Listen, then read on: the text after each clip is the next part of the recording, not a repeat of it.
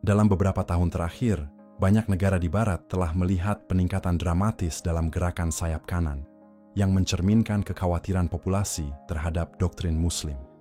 Beberapa negara Eropa seperti Prancis, Belanda, dan Amerika Serikat menyerukan bahwa jika hal ini dibiarkan akan menjadi ancaman seperti yang terjadi di Inggris saat ini. Konsesi Islam tentu saja tidak asing bagi Barat. Lihatlah Eropa dari abad ke-8. Tentara Islam mulai berekspansi ke Eropa, menandai dimulainya hubungan yang agak bergejolak. Meskipun kekhalifahan Islam menyapu semenanjung Iberia dan membangun pijakan di tempat yang sekarang disebut Spanyol dan Portugal, di timur Kekaisaran Bizantium menghadapi tekanan tanpa henti dari Kekaisaran Islam yang berkembang. Jatuhnya Konstantinopel pada tahun 1453 ke tangan Turki Utsmani menandai pergeseran kekuasaan yang signifikan, di mana Ottoman mendorong ke Eropa Tenggara mencapai sejauh Vienna pada abad ke-16. Sejarah invasi dan pendudukan ini meninggalkan jejak yang mendalam pada ingatan kolektif Eropa yang sering muncul kembali dalam wacana politik kontemporer. Reconquista, Perang Salib, serta pertempuran Wina dan Lepanto lebih dari sekadar peristiwa sejarah. Mereka adalah simbol perlawanan terhadap ekspansi Islam yang dirasakan.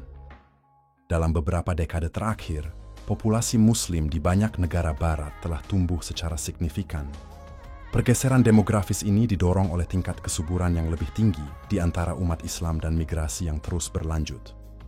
Pada tahun 2016, populasi Muslim di Eropa sekitar 25.800.000, yang merupakan sekitar 5% dari total populasi benua itu.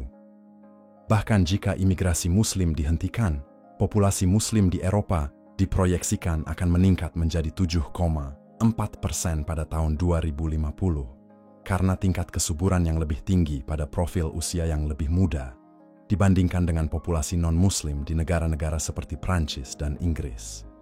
Saat ini, Muslim merupakan sekitar 8,8% dan 6,3% dari populasi Prancis dan Inggris. Pada tahun 2050, angka-angka ini diperkirakan akan meningkat menjadi sekitar 177% di kedua negara berdasarkan skenario migrasi sedang. Jerman, yang memiliki populasi Muslim sebesar 6,1% pada tahun 2016, dapat melihat angka ini meningkat menjadi antara 10,8% dan 20% pada tahun 2050, tergantung pada kebijakan migrasi di masa depan dan aliran pengungsi. Ini adalah angka yang cukup signifikan karena satu faktor utama. Islam bukan hanya ideologi agama, tetapi juga pada dasarnya bersifat politik dan mendorong keputusan besar dalam setiap aspek kehidupan di komunitas Muslim. Tentu saja, terlepas dari apa yang mungkin ditolak oleh kaum kiri, hal ini menyebabkan bentrokan nilai yang cukup parah di Barat. Pada dasarnya, Islam tidak benar-benar mengizinkan kesetaraan gender, kebebasan berbicara, kebebasan beragama tanpa peringatan, dan sekularisme. Anda hanya perlu melihat negara-negara Muslim di seluruh dunia untuk bukti dan budaya ini. Bentrokan ini berakhir dengan hasil yang dahsyat di negara-negara di seluruh Barat, mulai dari serangan Charlie Hebdo, serangan 7 Juli, hingga beberapa insiden terkait penistaan agama. Dalam pembentukan kantong imigran berbasis agama, Barat tidak bisa lagi bersembunyi di balik fasad harmoni multikultural. Berpura-pura bahwa Islam bisa kompatibel dengan nilai-nilai Barat yang sekuler dan liberal adalah sebuah mimpi yang mustahil. Insiden-insiden ini menyoroti bentrokan budaya dan nilai-nilai yang parah antara masyarakat Barat dan komunitas Muslim yang berkembang. Ketegangan ini telah membuka jalan bagi pergeseran politik yang signifikan ke arah kanan. Sebagian orang berpendapat bahwa banyak orang di negara-negara ini sangat terkejut dengan perayaan dan protes yang terjadi setelah 7 Oktober. Akhirnya, beberapa negara kini telah bangkit, terutama didorong oleh sentimen anti-Islam yang terlihat dalam pemilihan umum di Barat. Geert Wilders di Belanda, Giorgia Meloni di Italia, AfD di Jerman, Marine Le Pen di Prancis, dan bahkan dengan kemenangan Partai Buruh di Inggris. Kebangkitan reformasi di belakang sentimen anti-imigrasi di Australia juga menunjukkan tren ini. Keretakan mulai terbentuk, bahkan di dalam pemerintahan kiri tengah, khususnya karena masalah Palestina, di mana Perdana Menteri sendiri telah dikunci dari kantor pemilihannya. Faktanya, seorang anggota Muslim terkemuka meninggalkan partai dan berencana untuk membentuk partai Muslimnya sendiri, yang akan kita bahas dalam video ini. Sekarang, Anda mungkin mengatakan bahwa beberapa dari partai-partai ini sebenarnya tidak sepenuhnya menang, dan itu adalah poin yang adil. Di Prancis misalnya, partai-partai sentris dan sayap kiri bekerja sama untuk mencegah kemenangan Marine Le Pen. Namun, mari kita lihat di mana partai-partai dan individu-individu ini berada. Belum lama ini, AfD atau Alternatif untuk Jerman gagal mencapai ambang batas elektoral untuk duduk di Parlemen Jerman pada pemilihan mereka tahun 2013. 10 tahun kemudian, partai kedua terpopuler di Jerman ini mengejutkan para pakar politik. Tidak hanya di Jerman tetapi di seluruh dunia. Mereka memiliki platform yang secara eksplisit anti-Islam, yang menyerukan larangan cadar seluruh tubuh dan larangan doa 5 kali sehari. AfD menyatakan bahwa Islam bukan bagian dari Jerman, dan tampaknya banyak orang Jerman setuju. Mari kita beralih ke Prancis, di mana Marine Le Pen gagal mengamankan mayoritas dalam pemilihan legislatif terakhir mereka. Ini terjadi setelah partai tersebut memperoleh keuntungan besar dalam pemilihan Parlemen Uni Eropa, sementara mereka kalah di putaran kedua. Rassemblement National memperoleh lebih dari 10 juta suara di setiap putaran pada pemilihan yang melihat jumlah pemilih keseluruhan tertinggi sejak tahun 1997. Sama seperti di Jerman, mari kita bandingkan dengan hasil mereka sebelumnya. Pada tahun 2007, mereka hanya memperoleh 4% suara di putaran pertama pemilihan.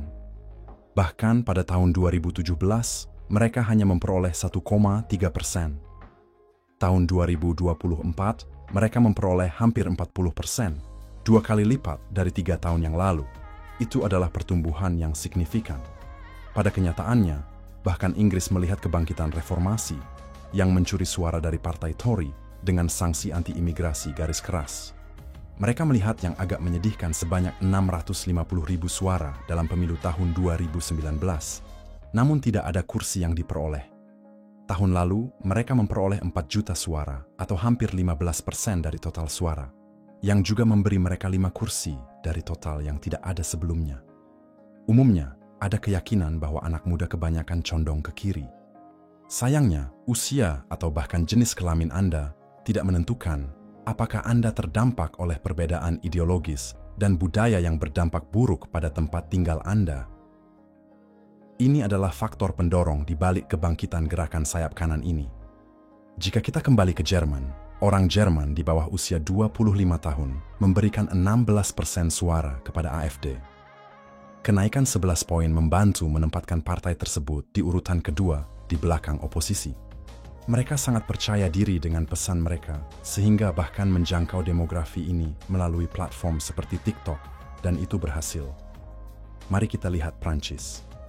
Pada tahun 2019, 25% pria dan 21% wanita memilih Marine Le Pen dan Rassemblement National, sejalan dengan pola tradisional.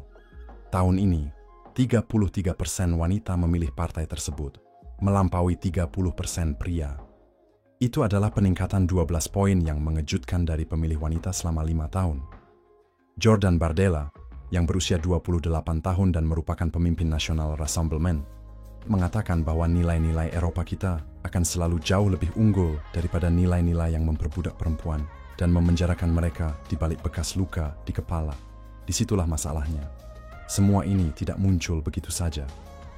Pertanyaan tentang kedatangan sejumlah besar orang yang tidak berbagi nilai-nilai yang membentuk landasan komunitas Eropa telah muncul sejak lama. Sebelum kita berbicara tentang perempuan, mari kita lihat subjek perempuan di seluruh Barat. Kejahatan terhadap perempuan oleh orang-orang dari negara-negara Islam telah menjadi topik yang hampir terlalu tabu untuk dibahas, meskipun ada banyak bukti statistik yang mendukungnya. Di Inggris, kita semua menyadari permainan dari Brother Room dan apa yang mereka lakukan terhadap lebih dari 1.400 gadis. Ini sebenarnya dikuburkan demi kebenaran politik. Inilah yang dikatakan presenter TV Inggris, Alex Phillips, tentang masalah yang dihadapi oleh perempuan, bahwa banyak kejahatan terjadi terhadap perempuan. khususnya yang tampaknya dilakukan oleh orang-orang yang bukan dari negara ini. Data dari banyak negara, seperti Jerman dan Swedia, menunjukkan bahwa jenis kejahatan ini meroket dengan para pelaku berasal dari negara-negara Islam yang sangat misoginis dan patriarkal. Masalah penting lainnya adalah integrasi Islam bukan hanya nasib yang Anda praktikkan di rumah secara pribadi. Siapapun yang mengklaim demikian berbohong atau sama sekali tidak tahu. Itu adalah agama politik yang ada dalam serangkaian ketegangan abadi dengan masyarakat non-Islam. Konsep ini ditegaskan oleh pembagian tradisional Islam antara Dar al-Harb dan Dar al-Islam. Dar al-Harb atau rumah perang mengacu pada wilayah di mana hukum Islam tidak berlaku dan umat Islam tidak berada di bawah pemerintahan Islam. Dalam konteks ini, Eropa dapat dianggap sebagai Dar al-Harb. Sebaliknya, Dar al-Islam menandakan wilayah yang diatur oleh hukum Islam, di mana umat Islam dapat dengan bebas menjalankan agama mereka. Secara historis, konsep-konsep ini digunakan untuk menggambarkan dunia Muslim dan wilayah non-Muslim, yang sering dibingkai sebagai wilayah yang akan dibawa di bawah kekuasaan Islam melalui berbagai cara, yaitu penaklukan militer. Dikotomi ini mencerminkan ketegangan yang melekat dalam hubungan antara tanah Muslim dan non-Muslim, yang menekankan tujuan memperluas pemerintahan Islam saat ini. Konsep-konsep ini masih mempengaruhi dinamika integrasi. Inilah sebabnya banyak Muslim, bahkan ketika tinggal di Barat, masih hidup sesuai dengan tradisi dari 1400 tahun yang lalu dan memegang pandangan yang tidak sesuai dengan masyarakat modern. Banyak yang secara terbuka merayakannya, sementara populasi mereka terus bertambah dan menyebarkan propaganda yang diencerkan untuk mencoba mendapatkan lebih banyak pengikut. Harapannya adalah bahwa di masa depan, banyak dari negara-negara ini akan didominasi oleh Islam. Pada kenyataannya, lihatlah orang-orang ini yang secara terbuka menyerukan pembentukan hukum syariah di negara-negara Barat. Untuk banyak negara ini, populasi Muslim adalah minoritas yang cukup besar dan berpengaruh.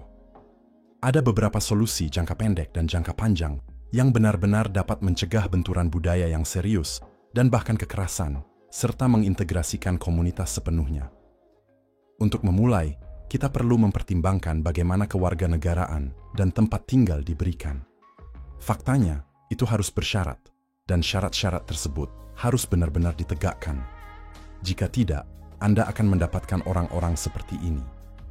Misalnya, imigran harus menghadiri kursus wajib tentang sejarah, budaya, dan nilai-nilai negara tuan rumah yang menekankan pentingnya sekularisme, kesetaraan gender, orientasi seksual, kebebasan berbicara, dan toleransi beragama.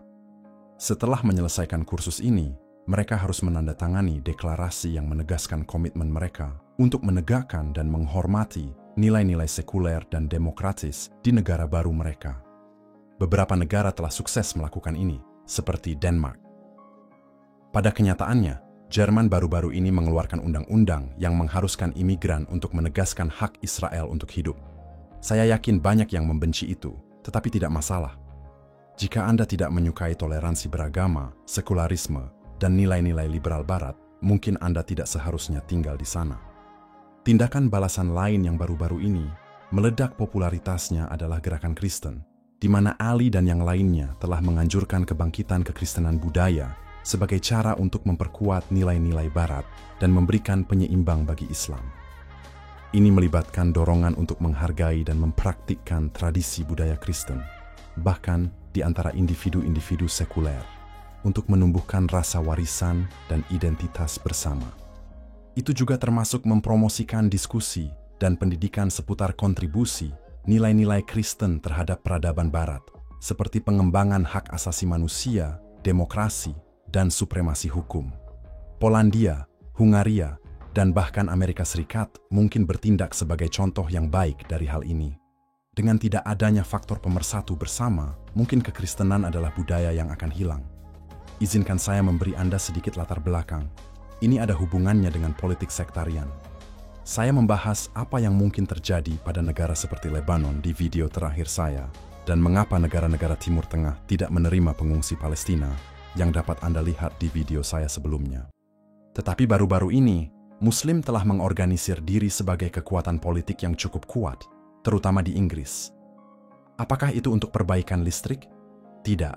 Sebenarnya, tujuan utamanya adalah untuk mengubah kebijakan yang terkait dengan terorisme dan juga konflik luar negeri, seperti yang terjadi di Gaza. Di Australia, misalnya, setelah serangan terhadap uskup ortodoks Mari-Mari Emanuel, kelompok-kelompok Islam keluar menuntut agar terorisme yang bermotivasi agama dihapus dari undang-undang.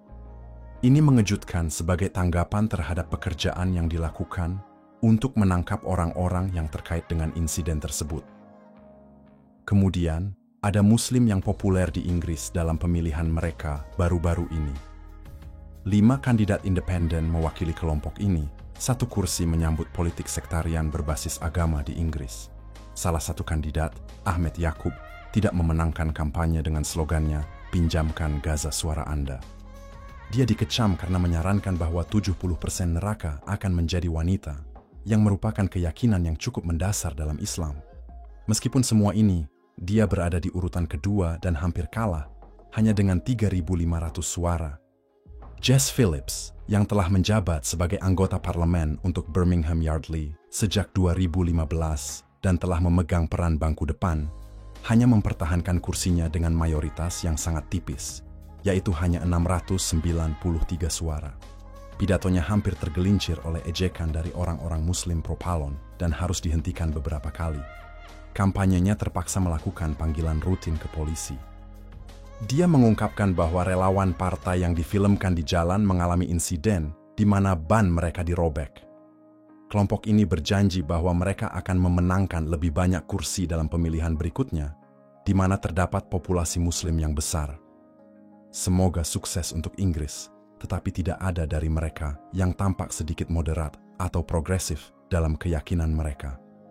Sayangnya, semua kesuksesan itu sudah mulai ditiru di tempat lain. Mari kita bertemu dengan Fatima Payman, yang sebelumnya terpilih untuk mewakili negara bagian Australia Barat di bawah Partai Buruh Kiri Tengah. Dia meninggalkan partai tersebut karena masalah Palestina dan sekarang duduk sebagai kandidat independen sambil menggalang gerakan Australia. Mirip dengan suara Muslim di Inggris, mereka berencana untuk memenangkan kursi dari Partai Buruh, serupa dengan apa yang terjadi di Inggris pada pemilihan berikutnya. Fatima adalah seorang pengungsi dari Afghanistan, dan tujuan Muslim pasti untuk mewakili Australia Barat atau pemilih lainnya, benar atau salah, karena seluruh misi mereka saat ini adalah untuk memengaruhi kebijakan luar negeri Australia terkait Gaza. Ingatlah bahwa tidak satu pun dari orang-orang ini yang dapat mengakui kekejaman Hamas sejak awal, dan sekarang mereka memperkenalkan sekretariat dan politik ke Australia. Pemerintah dan pemilih harus melakukan semua yang mereka bisa untuk melawan dan mengalahkan individu-individu yang bermotivasi agama sektarian dalam kelompok seperti Fatima Payman. Apa yang mereka wakili sangat berbahaya bagi kohesi sosial dan subversi terhadap cita-cita sekuler Barat. Hal ini seharusnya tidak dapat diterima oleh orang-orang yang berakal sehat. Di sisi lain, beberapa kelompok bahkan mengklaim Islam ramah terhadap kaum gay dan feminis. Mereka yang benar-benar menumbangkan Islam dan menciptakan kembali agama tersebut. Jika mereka menjadi bagian dari paspor dan sepenuhnya direformasi, para ekstremis seperti Hamas, Jilbab, dan sektarian seperti Fatima Payman akan menjadi benar-benar kalah, dan risiko kekerasan sebagai akibat dari ekstremisme juga akan berkurang secara signifikan. Pada akhirnya, dapat disimpulkan bahwa ideologi Islam dalam bentuknya yang paling murni benar-benar bertentangan dengan nilai-nilai Barat. Ini adalah benturan budaya yang sebenarnya telah terlihat ratusan tahun yang lalu di Eropa, dan hidup berdampingan tanpa membuat perubahan apapun adalah mustahil. Ambillah dari seseorang yang tumbuh dengan indoktrinasi ke dalam agama tersebut. Saya berharap negara-negara dapat menerapkan solusi yang lebih damai sebelum apa yang merupakan kekuatan politik yang berkembang menjadi tidak mungkin untuk dihentikan. Karena, seperti yang telah saya katakan di video sebelumnya, nilai-nilai Barat tidak ada dalam ruang hampa. Mereka ada karena orang-orang mempercayainya dan mempertahankannya dalam menghadapi kesulitan. Jika Anda menikmati video ini, jangan lupa untuk like dan subscribe channel ini, serta aktifkan notifikasinya agar Anda tidak ketinggalan konten menarik lainnya. Bagikan pemikiran Anda di kolom komentar di bawah. Dan seperti biasa, terima kasih telah menonton, dan sampai jumpa di video berikutnya.